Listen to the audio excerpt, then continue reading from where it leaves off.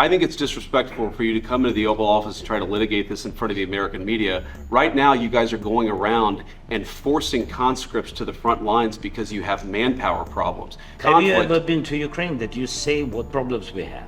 I have been to. Come once. I've actually watched and seen the stories, and I know what happens is you bring them on a propaganda tour, Mr. During the war, everybody has problems. Even you, but you have nice ocean and don't feel now, but you will feel it in the future. Don't tell us what we're going to feel. I'm not telling you. Because you're in no position to dictate that. Feel influence. We're going to feel very good and very strong. You will feel influence. You're gambling with the lives of millions of people. You're gambling with World War III.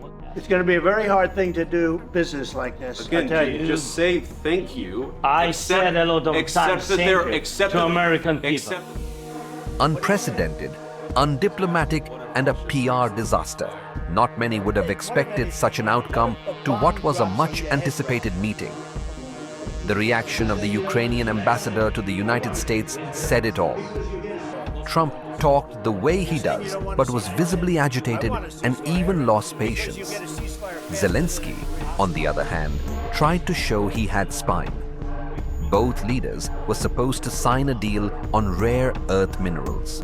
No such thing happened. And the scheduled joint press conference, too, was called off.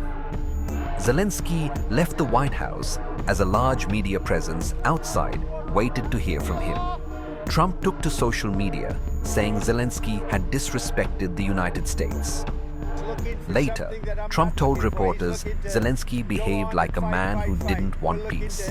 He didn't want to do about ceasefire. A ceasefire could take place immediately. A contract, if you want to end the war, you sign up an agreement. That's going to take a period of time. It takes time. That was not a man that wanted to make peace. And I'm only interested if he wants to end the bloodshed. Thank you very much, everyone. There was a surge of support for Ukraine on social media, with various world leaders being quite vocal, but not one was remotely critical of the US president. The Australian Prime Minister was quite scathing of Russia and said his country would chart an independent course when it comes to supporting Ukraine. I am responsible for Australia's foreign policy.